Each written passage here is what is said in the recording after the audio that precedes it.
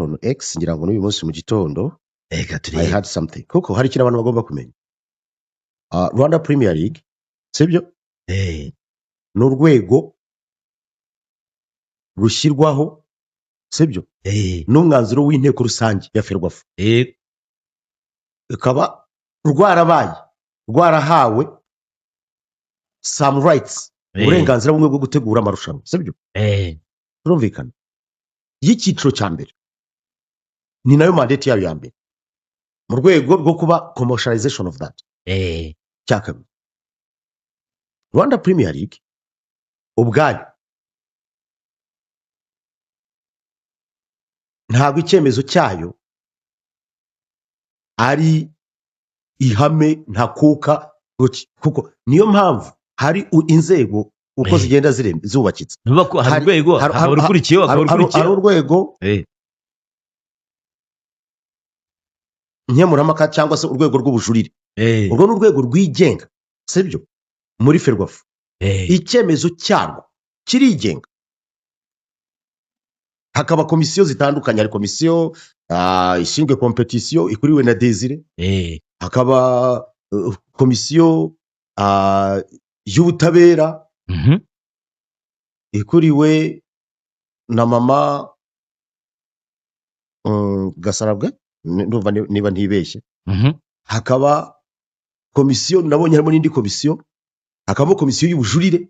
Ni ukuvuga ngo ibyo byose izo no organe zigenga kandi zifite ububasha mu gusuzuma sibyo, mu gusuzuma imigirize n'imigenzeze n'imyubahirize y'amategeko mu gihe umwe mu banyamuryango batanyuzwe. Ntabwo ibintu birangirira kwa Jire.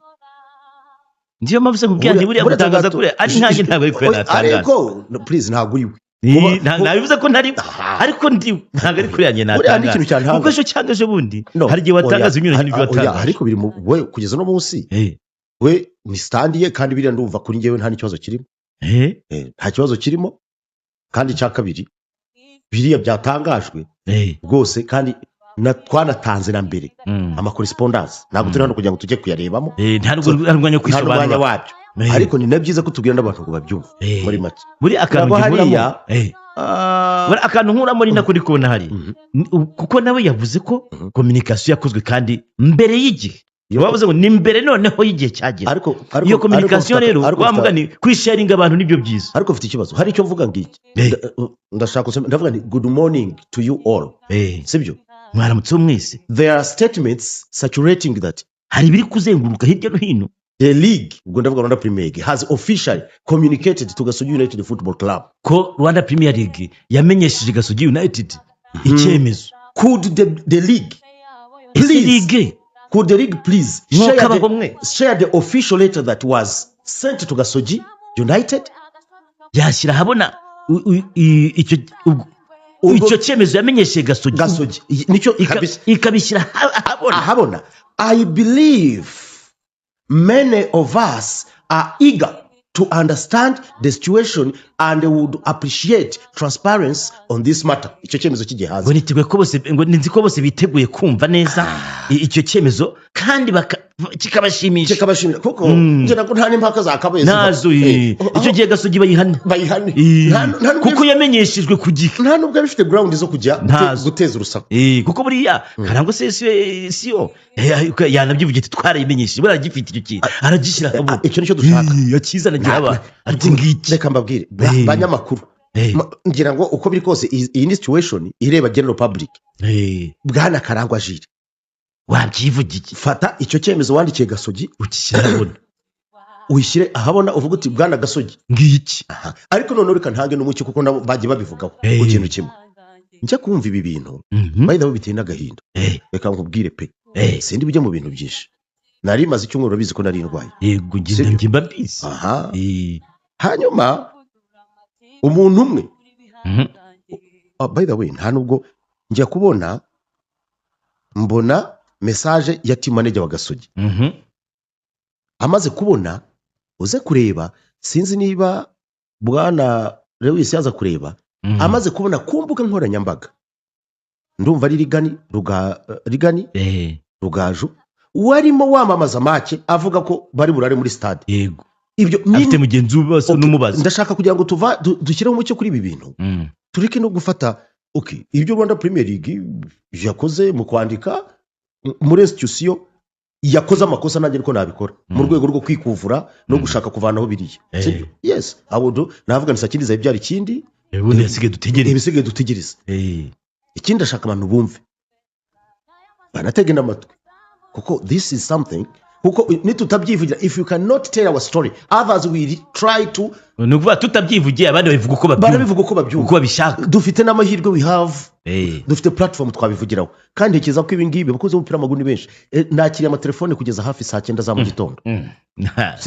Abakubuze bakamamagara nk'abashaka wiki. Sibyo ariko nawe urenderanya kare kantu gakure muri supermarket wari he. Siko bambaza ngo ndi muri stade habwa ntanaga muri stade mureho nibereye. Uyu muhungu w'ibyumba ari yeza. Urumva noneho one of my friends match ya Police na Rayon Sport irangiye kuko ngira ngo ni match nkeya nsiba kureba zaba mu mupira wo mu Rwanda birangiye arampamagara ariko atibitisha aturiteguye gukina saa 4 z'ijoro mu mahoro.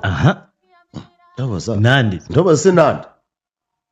ni umuntu ukunda gutibya sivuga amazina ngo nyamara ndumva icyo gihe yari kumwe n'umunyamakuru umwe wa BNB bisanzwe bari kureba iyo match ngo nyamara ngo biravuga.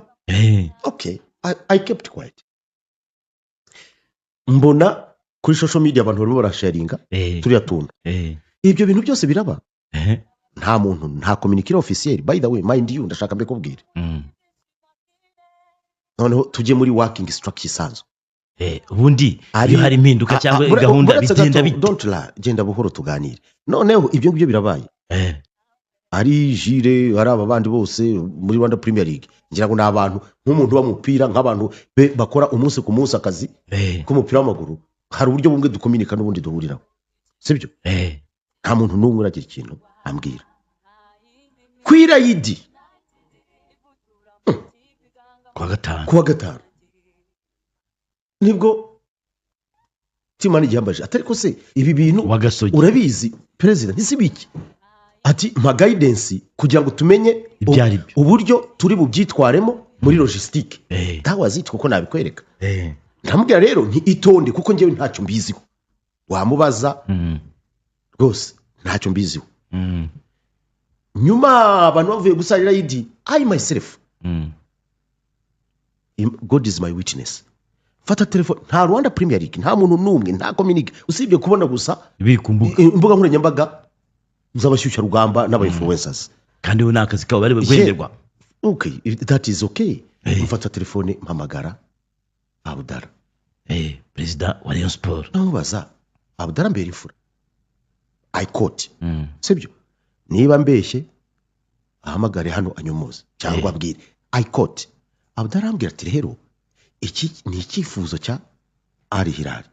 By the way ndi mu bantu b'Abanyarwanda bake ba supporting ira kipe with all ku buryo iki mupira nkumva ndabikunze.